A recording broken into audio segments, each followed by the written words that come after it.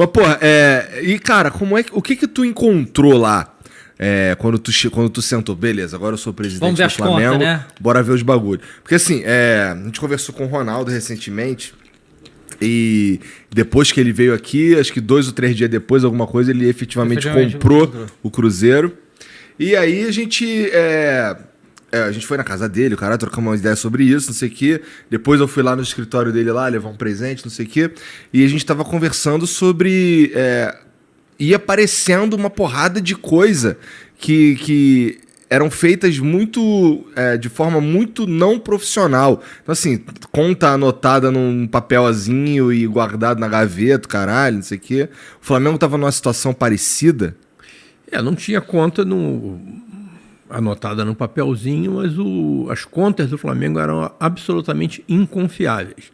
Se você pegasse o balanço do Flamengo de 2012, tinha lá um relatório da auditoria, não era uma Big Four como é hoje e tal, mas a primeira ressalva ali do relatório da auditoria dizia mais ou menos o seguinte, dizia: a gente não precisa acreditar em nada, porque esses números aí é tudo fantasia, isso aí não tem a menor credibilidade. Então você não sabia aonde você estava entrando. Você sabia que o Flamengo devia muito dinheiro, você sabia que o Flamengo devia 3, 4 meses de salário, sabia que tinha conta penhorada, sabia que não tinha certidão negativa, mas não sabia quanto, não sabia quantificar quanto era isso daí.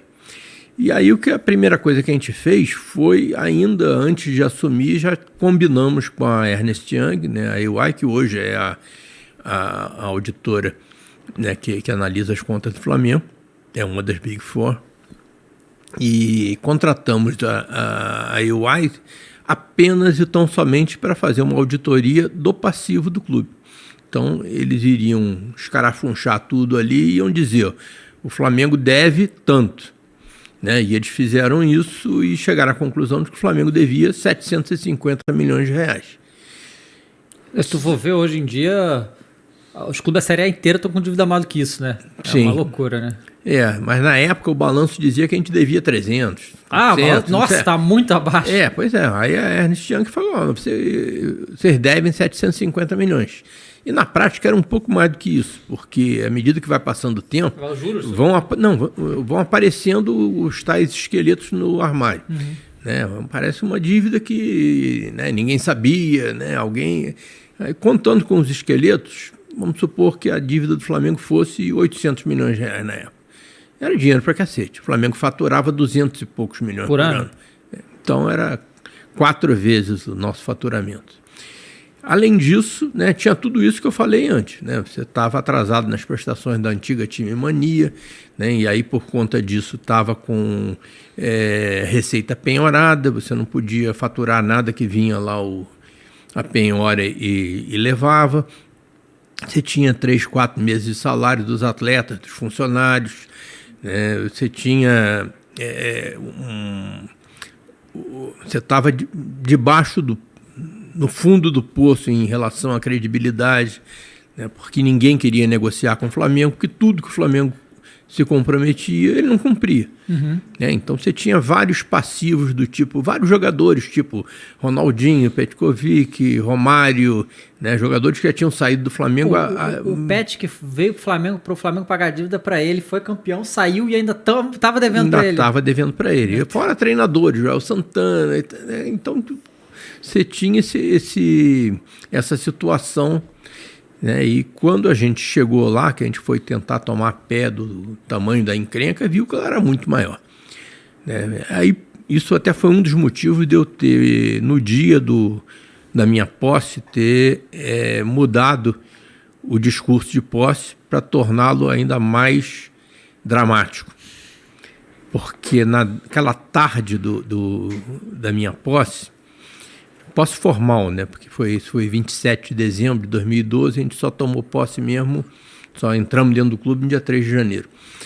Mas no dia dessa posse formal, eu tive uma reunião na Procuradoria-Geral da Fazenda Nacional, ali naquele prédio que era o antigo Ministério da Fazenda, ali na Antônio Carlos e tal, para a gente tomar... Não é mais lá?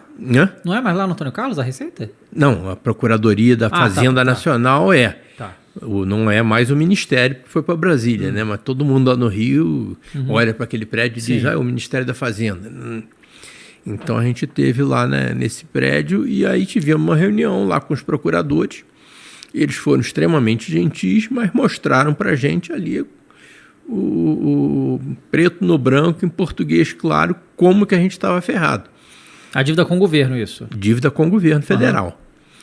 Então, a tal da Time Mania. Time Mania era uma espécie de um Profut, assinado lá em 2007, né, que parcelava a dívida tributária do clube em muito tempo, só que você tinha que pagar as parcelas. Uma hora você paga, tem que pagar, né? Não, todo mês você tem que pagar.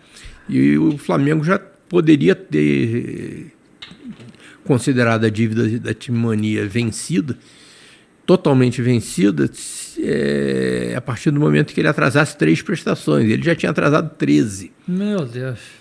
Por alguma razão, assim, sei lá, do sistema lá, o Flamengo ainda não estava com a dívida totalmente vencida, mas devia, né, aquelas parcelas que não tinham sido pagas, que na época era um negócio de 60 milhões de reais e tal, que era dinheiro para cacete. Muito mais do que a gente tinha. E aí, o que acontecia? No final ainda de 2012, a gente entrou no entendimento com a Adidas para assinar esse contrato da Adidas, que foi renovado agora e tal.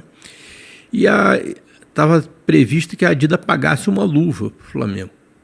E nós, inocentemente ainda, antes de encontrar a situação do jeito que a situação era, efetivamente, ainda tínhamos uma ilusão de que poderíamos pegar uma parte daquele dinheiro e investir num atleta, vamos reforçar o time de futebol. E aí, no dia que a gente viu aquela situação ali na PGFN, aí nós chegamos até quem foi comigo foi o Rodrigo Toches, que hoje é vice-presidente de finanças do clube. Nós chegamos lá para o procurador-geral e falamos, pode ficar tranquilo que semana que vem vai entrar um dinheiro no Flamengo. Não é nem sombra do que a gente deve aqui, mas o dinheiro vem todo para cá. Não vamos comprar jogador nenhum, não vamos fazer nada, vamos pegar esse dinheiro todo e entregar para vocês aqui. Só para vocês saberem que vocês estão lidando com outro tipo de gente agora. E a partir daí a gente começou aquela negociação com a PGFN, né, eles sabendo que nós estávamos bem intencionados, e assinamos um acordo extremamente rigoroso, dramático, aquele acordo que você sabia que quando você pagava a prestação daquele mês, você comemorava, então, pagamos. Agora, mês que vem não vamos conseguir, não. E aí conseguia, aí comemorava de novo, né? E aí foi assim, né? Através desses acordos dramáticos, a gente conseguiu emitir a certidão negativa de débitos, né? Porque a gente não estava mais com dívida vencida. E aí, com a certidão negativa, a gente se habilitou a receber patrocínio de empresa estatal. E aí conseguimos o patrocínio da Caixa Econômica, conseguimos